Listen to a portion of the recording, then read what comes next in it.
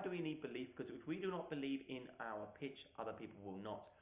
We, as an audience, are naturally super uber skeptical about anything anyone says to me when we do not know that person, right?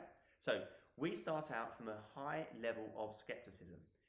Therefore, any signal that we, when we're pitching, send out to other people suggesting that we do not believe in what we're talking about means that our audience keep an arm's length approach. They maintain an analytical, logical approach, which means they can never relax and get into the narrative that we're trying to sell them. In other words, they're super logical, super analytical, super cold, and they don't get and buy into us during the pitch. And we want that, right? Doesn't mean you will fail in your pitch, but it's so much easier if our audience believes in us. Question then is, Mark Zuckerberg had to persuade a bunch of senators that he was the right man to lead Facebook in the future. Billions riding on this, right?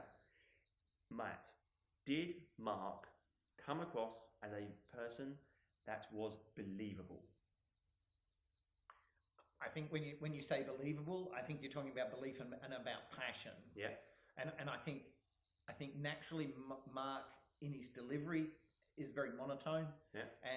And it gives an incongruence between the words that are coming out of his mouth, his body language, and his tone. So the two don't fit.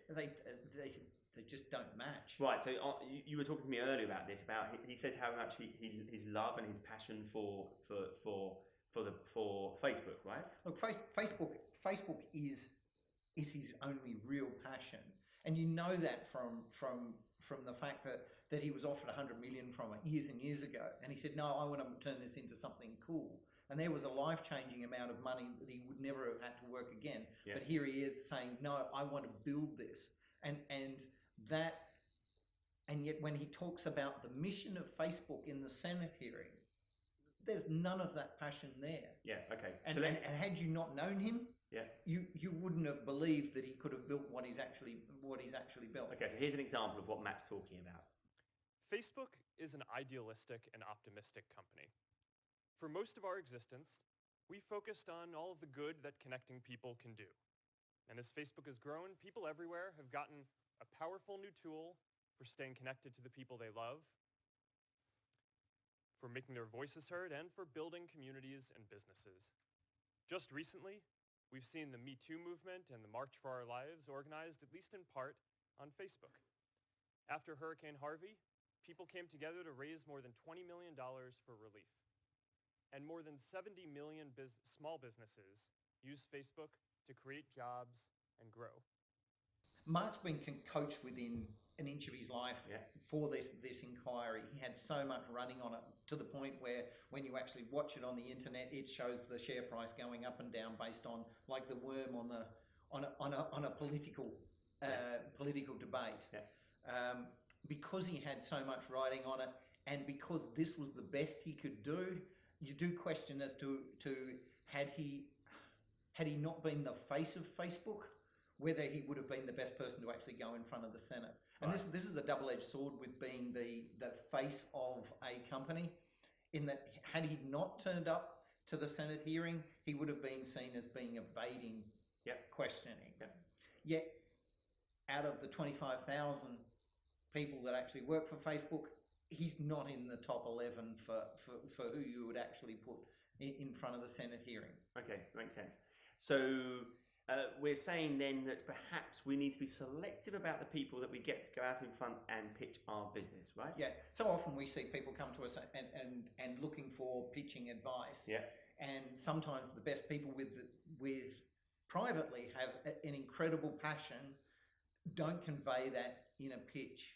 Okay. And to a certain extent you can teach it, but for some people this just doesn't come naturally. Okay. And so when you are pitching, you need to decide as to who's actually going to front and whether the founder is in fact the best person to actually go forward. And really what we're talking about here, what I read into this, is that it's about people showing their expression. So they don't just say that they love what they're doing. They don't just say that they would do anything for that product, that solution.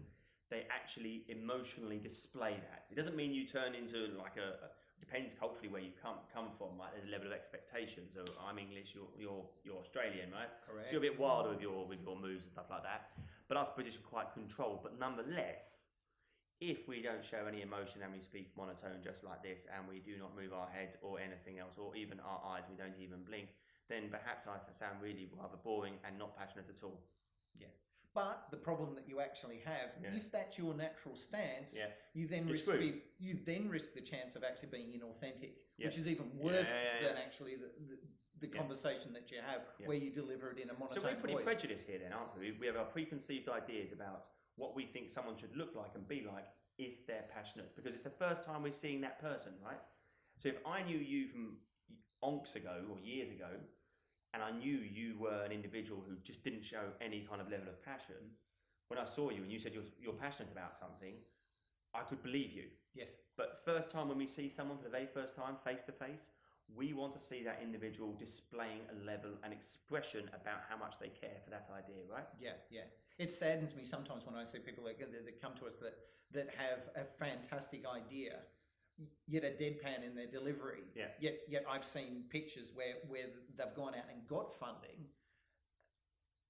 and the business model behind it is a bit ropey, but the delivery is first class because they show that passion. So Matt, question then is, was he believable? I believe that he believed in what he was saying, but did he come across to the rest of the senators as an individual that was believable as a CEO of a global super influential company? Yay or no? I think he was at least authentic, which was far more important than being overly passionate. Okay. So I actually he's being himself. Yeah. So I believe that trumps the being exuberant. So I think he was very believable. Okay, Mark, you were believable.